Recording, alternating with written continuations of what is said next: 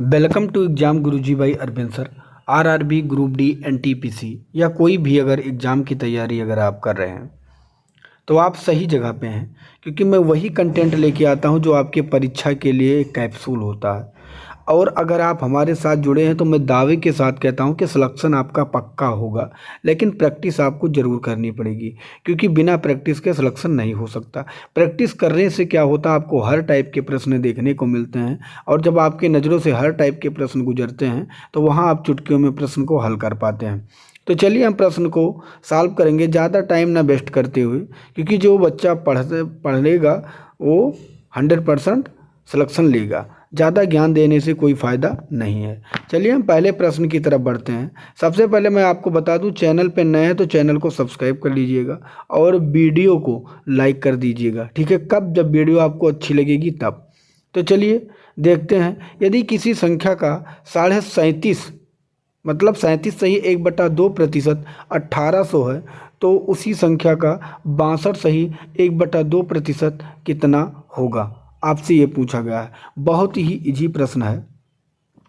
37 सही 1/2% को अगर आप भिन्न में बदलेंगे तो कितना होगा? 75/200। इसको अगर हटाएंगे, क्योंकि आपको पता होना चाहिए 25 3 75, 25 8 200। कहने का मतलब क्या है, टोटल रुपए आपके पास कितना था? 8, लेकिन यहाँ है कितना? 3 है। कितना? 3। तो 3 के बराबर कितना है? 1800। 3 के बराबर 1800 है। तो हमें टोटल अगर पैसा निकालना है तो इसको काटेंगे कितनी बार में जाएगा? 600 बार में। बराबर का तिरछा क्या होता है? गुणा। तो 8 छक कितना हो जाएगा? 4800। टोटल रुपए हमारे पास कितने हो गए? 4800। ध्यान से समझिएगा, टोटल रुपए हमारे पास हो गए 4800। लेकिन पूछा क्या गया? 62 सही 1/2% कितना होगा? टोटल रुपए 4800 हैं। 62 सही 1/2 को प्रतिशत को भिन्न में बदले 62 सही 1/2 को अगर करेंगे तो 62 दूना हुआ 124, 1 25, 125/200 हो गया। 125/200 का मतलब क्या हुआ? आप काटेंगे तो 25 पंचे 125, 25 अट्ठे 2, 25 अट्ठे 200, 5/8 आया। मतलब 4800 का 5/8 आपको निकालना है। तो हम इसका 5/8 निकाल देंगे, हमारा आंसर आ जाएगा 8 छक 48। ये आएगा 600 बार में, और 6 पंचे 30, 3000 करेक्ट आंसर होगा, जो कि ऑप्शन नंबर ए में दिया गया है। नेक्स्ट प्रश्न की तरफ बढ़ते हैं। प्रश्न चिन्ह के स्थान पे कौन सी संख्या होगी? आपसे पूछा गया है। देखिए यहाँ पे क्वेश्चन मार्क है तो यक्स मान लीजिए, और फिर 36 दिया गया है, बराबर 9 है, और इसके नीचे कुछ नहीं है तो यक्स मान लीजिए। एक्स को एक्स से मल्टीप्लाई करेंगे तो कितना हो जाएगा? एक्स स्क्वायर हो जाएगा। कितना हो जाएगा? एक्स स्क्वायर बराबर 36 को 9 से अगर मल्टीप्लाई करेंगे तो कितना होगा? 9 छक 54 के 4, और 9 त्रिक 27, और 5 कितना हुआ? 28 29 30 31 32 324। अगर एक्स स्क्वायर बराबर 324 है तो आपको एक पॉइंट पता होगा कि अगर स्क्वायर हटेगा तो 324 पर क्या लग जाएगा? Under root. तो आप यहाँ देख के बता सकते हैं कि 324 किसका वर्गमूल है? तो 18 का, जो कि ऑप्शन बी में दिया गया है। नेक्स्ट प्रश्न आपके सामने है, इसका उत्तर आपको देना है कि क्या होगा। अब देखिए 4 के पावर 11 मल्टीप्लाई 7 के पावर 5 गुणे 11 के पावर 3 के अभाज्य गुणनखंड कुल कितने हैं? तो हम सबसे पहले 4 को तोड़ लेंगे। 4 को अगर तोड़ते हैं तो 2 के पावर 2 में तोड़ लेंगे। इसके ऊपर कितना दिया गया है? 11, और मल्टीप्लाई 7 के पावर 5 है, और यहाँ मल्टीप्लाई 11 के पावर 3 है, ठीक है। अब देखिए यहाँ पे पावर 2 हो गया है, तो 11 को हम 2 से मल्टीप्लाई कर देंगे, कितना हो गया? अब यहाँ 22 हो चुका है। 22 5 कितना हुआ? 27, और 27 3 कितना हो चुका है? 30। 30 इसका करेक्ट आंसर हो जाएगा, जो कि ऑप्शन डी में दिया गया है। चलिए अगले प्रश्न की तरफ बढ़ते हैं। इसका उत्तर आपको देना है कि क्या होगा। 1/2 + 4 + 20, और बटा दिया गया 1/2 मल्टीप्लाई 4 + 20। देखिए प्रश्न में कुछ नहीं है। 1/2 का मतलब क्या हुआ? 0.5 आधा, और प्लस का 4 दिया गया है, और प्लस का 20 दिया गया है ऊपर, ठीक है। जो दिमाग लगाएगा तुरंत कर लेगा। 4 को ऐसे काट देंगे 2 से, और 20 2, इसको काट देंगे 2 बार में, और 20 2 कितना हो जाएगा? 22।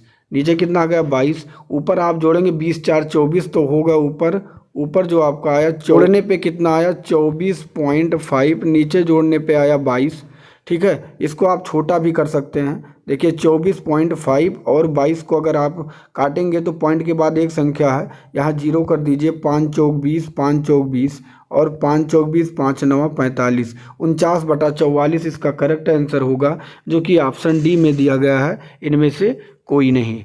देखिए अगला प्रश्न आपके सामने है, यदि वर्गमूल 144 बराबर 12 है तो आपको बताना इसका आंसर क्या होगा। यहाँ ऊपर आपको देखना है कि पॉइंट के बाद कितनी संख्याएं हैं, तो पॉइंट के बाद अगर आप काउंट करेंगे तो ये 8 संख्याएं हैं। तो अगर वर्गमूल का चिन्ह लगा है और आपको इसको बाहर लाना है, तो अगर पॉइंट के बाद 8 संख्याएं हैं तो जब इसको बाहर लाएंगे तो पॉइंट के बाद 4 संख्या बचेगा। 144 का क्या हो जाएगा 12, तो 0 और 0, यहाँ पर भी 144 का आप निकालेंगे तो होगा 12, 4 के बाद हम पॉइंट लगा देंगे तो यहाँ पे हो गया। नीचे क्या दिया गया 12, अगर इसको आप काट देंगे इतना तो आपको आना ही चाहिए, तो 0.0001 होगा, जो कि ऑप्शन नंबर कहाँ पे दिया गया है, सी में दिया गया है। अगला प्रश्न आपके सामने, इसका उत्तर देना है। √9 बराबर 3 है तो √27 भागे √9 का मान क्या होगा। देखिए यहाँ पे √27 दिया गया, अंडर रूट 27 को तोड़ सकते हैं 9 × 3 में, ठीक है। और यहाँ फिर क्या चिन्ह दिया गया है, भाग का चिन्ह, तो भाग रख देंगे और फिर 9 तो √9 कर देंगे, ठीक है। अगर आप यहाँ ध्यान से देखिए क्या कर सकते हैं, √3 तो कटेगा नहीं, √3 तो यहाँ पे देखिए कटेगा नहीं, √9 को हम बाहर कर सकते हैं, बाहर करेंगे तो क्या आ जाएगा, यहाँ पे हम रख सकते हैं 3, और यहाँ पे भाग का चिन्ह है और यहाँ √9 है, √9 को भी यहाँ बाहर करेंगे तो क्या आ जाएगा 3, क्या आ जाएगा 3। अब देखिए 3 से 3 कट गया, इसका मतलब ही कुछ नहीं बचा, क्या √3, तो √3 इसका करेक्ट आंसर हो जाएगा, जो कि ऑप्शन नंबर डी में दिया गया है। अगला प्रश्न आपके सामने है, किसी भिन्न के अंश में 5 जोड़ा जाए तथा उस भिन्न का मान 1 होता है, और यदि उस के हर में 6 जोड़ा जाए तो इस भिन्न का मान 1/2 होता है, तो भिन्न क्या है। देखिए प्रश्न बहुत ईजी, बच्चे अगर इसमें फर्जी दिमाग लगाएंगे तो x और y करेंगे, टाइम वेस्ट होगा। कम समय में करने के लिए मैंने क्या बताया, अंश में क्या कहा जा गया है, 5 जोड़ा जाए तो उसका मान क्या होता है, 1 होता है। तो अंश क्या, अगर मैं पहला लेता हूँ और 16, ऊपर क्या है अंश 16, 16 में 5 जोड़ देंगे तो 21 होगा, और 21/21 इसका मान क्या आ गया, 1 आ गया, जो कि बिल्कुल सेटिस्फाइड हो रहा है, ठीक है। अगर फिर कहा गया है यदि उसके हर में 6 जोड़ा जाए, हर कहाँ नीचे 21 है और ऊपर 16 है, नीचे 21 में 6 जोड़ देंगे तो कितना हो जाएगा 27। इसको काटने पर कभी 1/2 नहीं आएगा, तो पहला ऑप्शन क्या हो गया, गलत हो गया। इसमें कितना टाइम लगा, अगर मैं दूसरा लेता हूँ, इसमें 5 जोड़ता हूँ 13 में, तो 13 5 18/18 हो गया, जो कि पहला सेटिस्फाइड हो रहा है। और फिर कहा गया हर में क्या जोड़ना चाहिए, 6, अगर हम हर में 6 जोड़ लेते हैं तो 13 यहाँ है और हर में 6 जोड़ेंगे 18, 6 कितना हो गया, हर में उसके 6 जोड़ा जाए तो 18 6 कितना हो गया 24, 18 और 6 कितना हो गया 24। तो क्या 1/2 आ रहा है, बिल्कुल नहीं आ रहा है, तो दूसरा भी ऑप्शन क्या हो गया, गलत। दूसरा भी ऑप्शन क्या होगा, गलत। अगर मैं तीसरा लेता हूं तो 11 11 में 5 जोड़ूंगा तो 16/16 हो गया, जो कि पहला ऑप्शन तो सेटिस्फाइड हो रहा है, ठीक है। और हर में अगर मैं जोड़ता हूं तो हर में हमें कितना लेना है, 6, हर में कितना लेना है 6, तो 11 16 और 16 में 6 अगर जोड़ देंगे तो कितना हो जाएगा 22। तो क्या काटने पर 1/2 आ रहा है, जी हाँ आ रहा है, तो उसका करेक्ट आंसर क्या हो जाएगा, ऑप्शन नंबर सी। तो इतना आप दिमाग लगा सकते हैं, इतना मैंने आपको काटने के लिए बताया, अगर आप दिमाग लगाएंगे तो तुरंत इसका आंसर निकाल पाएंगे। आगे बढ़ने से पहले मैं आपको बता दूं, अगर आप रेलवे की तैयारी कर रहे हैं, RRB, NTPC, RPF, SI, ALP technician, तो एक ई बुक मैंने लॉन्च किया है जिसमें जीके और विज्ञान में फिजिक्स, केमिस्ट्री, बायोलॉजी और प्लस गणित के वही प्रश्न सभी कवर किए गए हैं जो अब तक परीक्षा में पूछे गए हैं, और उसी को टॉपिक वाइज प्लस कलरफुल ई बुक तैयार किया गया है। अगर इस ई बुक को आप लेना चाहते हैं तो अभी आप डिस्काउंट पे ले सकते हैं, और इसके लिए आपको क्या करना होगा, आपको मैं बता रहा हूँ, जो नंबर 89 48 66 76 52 इस नंबर पे आप व्हाट्सएप करके, ठीक है, जानकारी ले सकते हैं कि कैसे आपको ई बुक मिलेगी। अगर आपको सिलेक्शन लेना है तो मैं बार बार कह रहा हूँ, इस ई बुक को आप ज़रूर परचेज कर लीजिए। अभी मैं डिस्काउंट में आपको इसे 39 रुपये में दे रहा हूँ, बाद में इसका रेट 100 रुपये हो जाएगा। ये लगभग 400 पेज की ई बुक है, तो प्लीज़ इस ई बुक को आप ज़रूर बाई करें अगर आपको सिलेक्शन लेना है तो। चलिए अगले प्रश्न की तरफ बढ़ते हैं और इसका उत्तर देना है। 0.63 और 10.5, 2.1, 4.2 है, ये जीरो नहीं है, बस इतना याद रखना है। 4.2 का लासा क्या होगा? देखिए 0.63 को हम लिख सकते हैं 63/100, क्योंकि पॉइंट के बाद दो संख्या है और पॉइंट हटाने के लिए हम नीचे डबल जीरो कर देंगे। 10.5 में पॉइंट के बाद एक संख्या है तो हम नीचे 10 कर देंगे और पॉइंट हट चुका है। ऐसे यहाँ पे 21 है, 2.1 है तो पॉइंट हटाएंगे तो यहाँ पे 10 हो जाएगा, और 4.2 है तो 4.2 का मतलब हो गया 42/10। आपको पता होगा कि जब एलसीएम कहा जाता है, अगर लासा कहा गया तो ऊपर के अंश का लासा निकलता है और नीचे का मासा। अगर मासा पूछा जाता है तो ऊपर का मासा निकलता है और नीचे का लासा। तो पूछा क्या गया है? लासा। तो लासा अगर हम 63, 105, 21 और 42 का लेते हैं तो इसका जो लासा आएगा वो आएगा 630। कितना आएगा? 630। आप निकाल के चेक कर लीजिएगा। 100, 10, 10, 10 का मासा हमें पता है, सभी ये 10 से डिवाइड होते हैं तो इसका मासा कितना आ जाएगा? 10। इसका मासा कितना आ जाएगा? 10। अगर देखिए 0 से 0 कट जाएगा तो बचेगा क्या? 63, और 63 इसका करेक्ट आंसर हो जाएगा, जो कि ऑप्शन नंबर ए में दिया गया है। अगला प्रश्न आपके सामने है, इसका उत्तर आपको देना है। एक छोटे से साबुन कारोबार में विपणन पर 10%, कर्मचारियों के वेतन पर 65% और कच्चे माल पर 25% खर्च होते हैं। यदि व्यापारी कुल वेतन 65,000 रुपये देता है तो उसका विपणन पर कितना खर्च होता है, आपसे पूछा गया है। देखिए प्रश्न में कुछ नहीं है, यहाँ पे कुल वेतन कितना दिया गया है? 65,000, और यहाँ पे वेतन कितना बताया गया है? 65%। तो हम कह सकते हैं 65% का मान जो है वो 65,000 के बराबर है। 65,000 के बराबर है, ठीक है। पूछा क्या गया है? उसका विपणन पर खर्च कितना होगा। विपणन पर खर्च पूछा गया, विपणन कितना है? 10%, तो नीचे आप 10 लिख दीजिएगा, आपका आंसर आ गया। प्रतिशत लगाने की ज़रूरत नहीं थी, क्योंकि प्रतिशत क्या होता है? कट जाता है, तो प्रतिशत लगाने की ज़रूरत नहीं है। इसको काटेंगे, ये जाएगा 1000 बार में। बराबर का तिरछा गुणा होता है, 1000 को 10 से मल्टीप्लाई करेंगे, 10,000 इसका करेक्ट आंसर हो जाएगा, जो कि ऑप्शन ए में दिया गया है।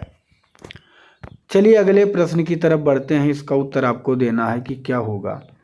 ₹100 की एक वस्तु की कीमत पहले 10% बढ़ा दी जाती है, तत्पश्चात 10% और बढ़ा दी जाती है। तदनुसार कुल वृद्धि कितने रुपए की हो जाएगी या हो जाती है।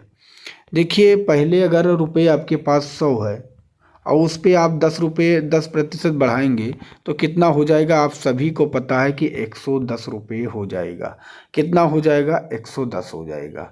और उसके बाद फिर 10% बढ़ाई जाती है, तो इसमें कुछ करना नहीं था। जब ऐसे प्रश्न बन जाएं तो फिर 10% मतलब फिर 110 कर दीजिए और यहाँ पे आप सीधा का सीधा काट दीजिए, ठीक है। 2 बार 10% बढ़ाएगा तो 2 बार 100 में आप सीधा सीधा ऐसे भी कर सकते हैं। 10% यहाँ बढ़ाया गया, 10% यहाँ, तो दोनों बार आप 100 में जोड़ दीजिए। 10 यहाँ जोड़ दिया, 10 यहाँ है, तो इसको काट देंगे। 11 गिरैया कितना हो गया? 121। तो करेक्ट आंसर इसका हो जाएगा डी, हो जाएगा आंसर। अगला प्रश्न आपके सामने, इसका उत्तर आपको देना है कि क्या होगा। चीनी के मूल्य में 25% की वृद्धि होने से कोई व्यक्ति उस पर आने वाले खर्च के कितने प्रतिशत बढ़ाए या घटा दे कि उसकी खपत 20% से बढ़ जाए। देखिए अगर हम इसको हल करेंगे, यहाँ कहा गया 25% की वृद्धि होने पर 25% को भिन्न में बदलेंगे तो आएगा 1/4। कैसे किया? 1/4 मतलब 25/100 और काटेंगे तो 1/4, मतलब 4 से क्या हो गया? वृद्धि हुआ है, 1 की वृद्धि हुई तो कितना हो गया है? 5। फिर कहा गया है कि उसके खर्च को कितने प्रतिशत बढ़ा या घटा दें कि उसमें 20% ही बढ़े। 20% को अगर भिन्न में बदलेंगे तो क्या आएगा? 1/5, मतलब 5 से कितना हो गया? 6, ठीक है। बढ़ा या घटा कहा गया तो हम बढ़ा देंगे। 5 से कितना हो गया? 6, तो 5 से कितना हो गया? 6। अब देखिए यहाँ अगर मल्टीप्लाई करेंगे 4 पंचे 20 और यहाँ करेंगे 5 6 कितना हो गया? 30। तो 20 से कितना हो चुका है? 30। कितना बढ़ा है अगर आप देखेंगे तो 10 बढ़ चुका है, ठीक है। प्रतिशत ज्ञात करने के लिए 100 से मल्टीप्लाई करते हैं। किस पे बढ़ा है अगर बात करें तो 20 पे बढ़ा है, तो नीचे 20 कर देंगे। काटेंगे 20 से 100 को 5 बार में, 10 बचे कितना हो जाएगा 50। इसका करेक्ट आंसर जो कि ऑप्शन नंबर बी में दिया गया है। चलिए अगले प्रश्न की तरफ बढ़ते हैं। इसका उत्तर आपको देना है कि क्या होगा। किसी कक्षा में कुल 38 लड़कियों में से 3 अनुपस्थित थीं और बची हुई लड़कियों में से 20% ने गृह कार्य नहीं किया था, तो कितनी लड़कियां ने अपना गृह कार्य किया। देखिए कक्षा में कितनी लड़कियां थीं, 38 लड़कियां थीं, जिनमें से 3 अनुपस्थित थीं, तो लड़कियां बची कितनी, 35 लड़कियां बची। ठीक है। अब कहा गया है कि बची हुई लड़कियों में 20% ने गृह कार्य होमवर्क नहीं किया। अच्छा आप ये बताइए, अगर 20% ने नहीं किया तो हमें पता है हर चीज़ 100 होता है अपने आप में, और 20 नहीं किया तो किया कितना, 100 से 20 घटा देंगे तो 80% बच्चियों ने किया। तो हम अब 35 का 80% निकालेंगे। 80% का मतलब 20 चौक 80, 20 पंचे 100 होता है। ये आपको पता होना चाहिए। 80% ऐसे काटा है मैंने, 80/100 करेंगे तो 20 चौक 80, 20 पंचे 100। इतना आपका दिमाग चलना चाहिए। काट देंगे 5 से 7 बार में, 7 चौक हो गया 28। इसका करेक्ट आंसर तो कितनी लड़कियों ने गृह कार्य किया होमवर्क, तो 28 लड़कियों ने, जो कि ए में दिया गया है। चलिए अगले प्रश्न की तरफ बढ़ते हैं। इसका उत्तर दे देना है। एक व्यक्ति ने 380 रुपये में कुछ संख्या में समान वस्तुएं खरीदी। यदि प्रत्येक वस्तु के लिए उसने 1 रुपये अधिक दिया होता तो एक वस्तु कम खरीद पाता। वस्तुओं की वास्तविक कीमत प्रति वस्तु क्या थी। देखिए प्रश्न बहुत इजी है। इस प्रश्न को करने का 2 तरीका होता है। एक होता है एक्स मान के और दूसरा होता है ऑप्शन मान के। जो लड़का ब्रिलियंट है वो दिमाग लगाएगा, वो ऐसे प्रश्न में तुरंत का तुरंत वो जो दिमाग लगाएगा वो ऑप्शन से लगाएगा, क्योंकि कम टाइम में प्रश्न को हल करना बहुत ज़्यादा ज़रूरी है। अब देखिए ऐसे प्रश्न को हम कैसे करेंगे। 380 रुपये में कुछ संख्या में सामान खरीदा है और कहा गया है कि प्रत्येक वस्तु के लिए उसने 1 रुपये अगर अधिक दिया होता तो एक वस्तु कम खरीद पाता। तो वस्तुओं की वास्तविक कीमत प्रति वस्तु क्या थी। बहुत इजी प्रश्न था। टोटल रुपए कितने थे 380। अगर मैं पहला ऑप्शन लेता हूं तो 25 से 380 कटेगा नहीं, तो पहले ही दिमाग काम कर गया कि पहला ऑप्शन नहीं होगा। अगर मैं दूसरा ऑप्शन लेता हूं 19 से, अगर मैं 380 को काटता हूं तो 19 दूना 38 कट जाएगा, कितना हो जाएगा 20।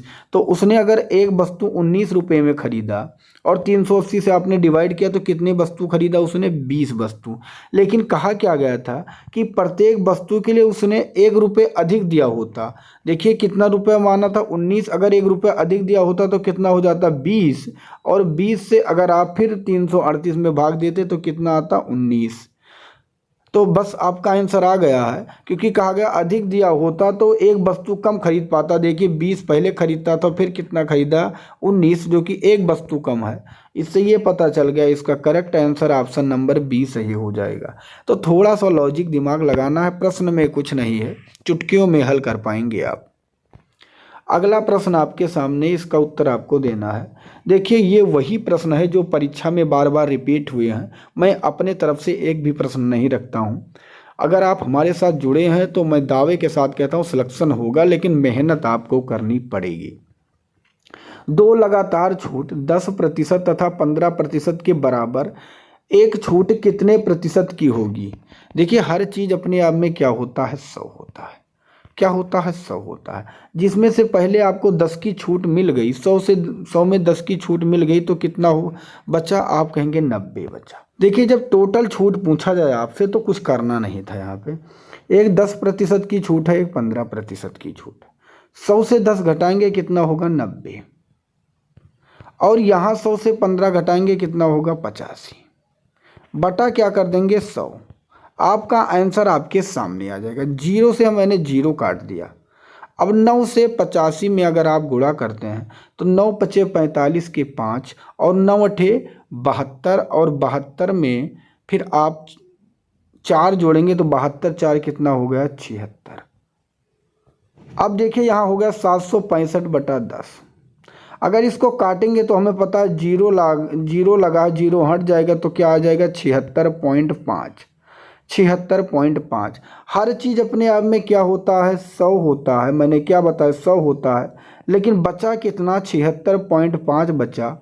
76.5 बचा तो सामान कितने का था, आप कहेंगे 100 से 76.5 घटा देंगे तो जो हमें छूट मिला था घटाने के बाद आ जाएगा 23.5, जो कि ऑप्शन सी में दिया गया है। चलिए नेक्स्ट प्रश्न की तरफ बढ़ते हैं। इसका उत्तर आपको देना है कि क्या होगा। चार संख्याएं ए बी सी डी ऐसी हैं कि उनका समग्र औसत 23 है और ए बी का औसत 19.5 है, तो सी डी का औसत क्या होगा। देखिए प्रश्न बहुत ही सरल है, लेकिन परीक्षा में पूछा गया था इसलिए मैंने रखा।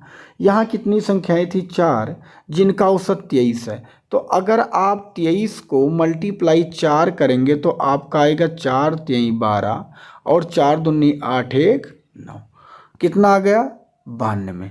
ठीक है, अब कहा गया ए और बी का औसत 19.5 है। देखिए ए बी मतलब कितना संख्या है 2, इनका औसत 19.5 है। अगर इनको करते हैं तो कितना हो जाएगा 39।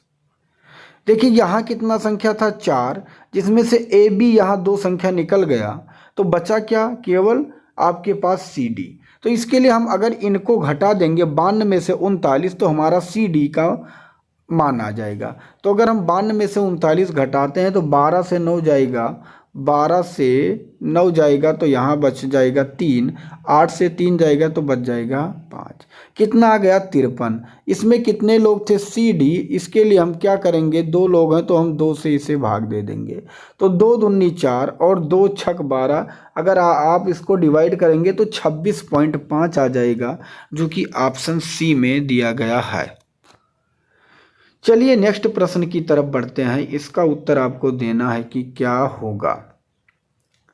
3 संख्याएं क्रमशः 4:5:6 के अनुपात में हैं और उनका औसत 25 है, तो सबसे बड़ी संख्या ज्ञात कीजिए।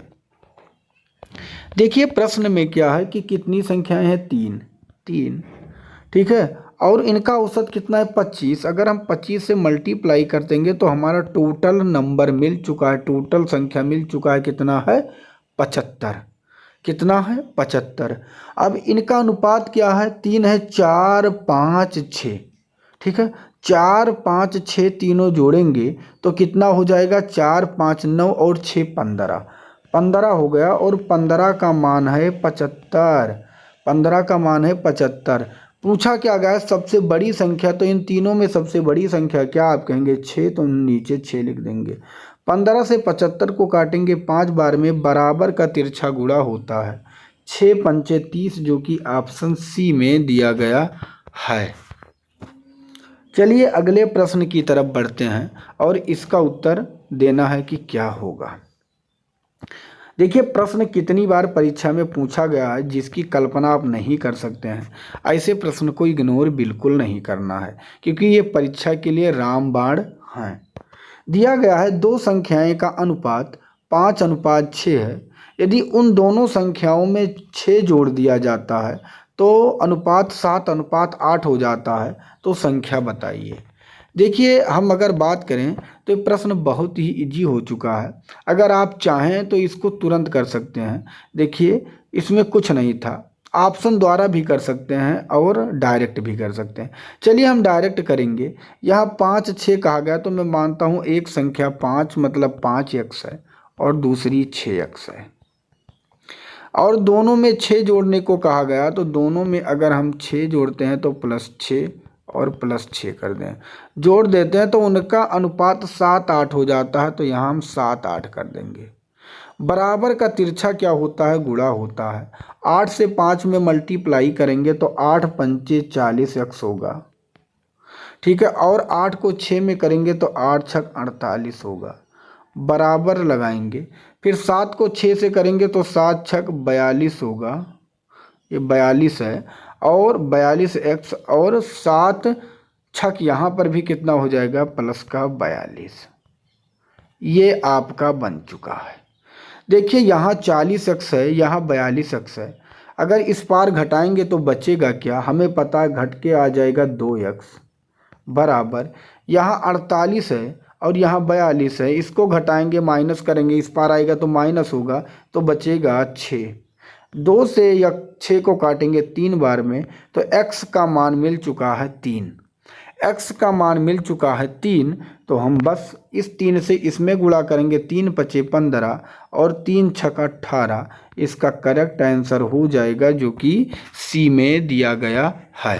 तो आशा करता हूँ ये भी प्रश्न आपके समझ में आ गया होगा। चलिए अगले प्रश्न की तरफ बढ़ते हैं और इसका उत्तर देने का प्रयास करते हैं। चाशनी और पानी एक मिश्रण में 60% चाशनी है, ठीक है। यदि उसमें 5 लीटर चाशनी मिलाई जाए तब मिश्रण में 35% पानी हो जाता है, तो मिश्रण का प्रारंभिक मात्रा क्या था। अब देखिए इस प्रश्न को हम कैसे चुटकियों में उड़ाएंगे। 60% चाशनी है, यदि उसमें 5 लीटर चाशनी मिलाई जाए, मैं मानता हूँ स्टार्टिंग में चाशनी हमारे पास x लीटर x था जिसमें 60% चाशनी है, ठीक है। तो पानी कितना है 40, ये बराबर हो गया। अगर 5 लीटर चाशनी मिलाई जाती है, 5 लीटर चाशनी मिलाया गया तो अब चाशनी कितना हो गया x + 5, तब मिश्रण का पानी कितना हो जाएगा 35, तो यहाँ हो जाएगा 35। यहाँ तक आप समझ गए होंगे। देखिए इसको कैसे करना है पहले आपको पता होगा। 35 से x में मल्टीप्लाई करेंगे तो क्या हो जाएगा, मैं कलर चेंज कर दे रहा हूँ जिससे समस्या ना हो, 35x हो जाएगा। और 35 को 5 से मल्टीप्लाई करेंगे तो क्या हो जाएगा, 35 पंचे 175। और यहाँ 40 को x से करेंगे तो हो जाएगा 40x। अगर अब देखें ध्यान से तो अगर 35 इस पार आएगा तो घट जाएगा 40 से, तो क्या बचेगा 5x बराबर 175। तो 5 से अगर 175 को काटेंगे तो 5 3 15 और 5 25, 35 टोटल आ गया 35 लीटर। x जो माना था, x का मान आ गया 35 लीटर, जो कि ऑप्शन बी में दिया गया है। चलिए अगले प्रश्न की तरफ बढ़ते हैं और इसको हम हल करते हैं।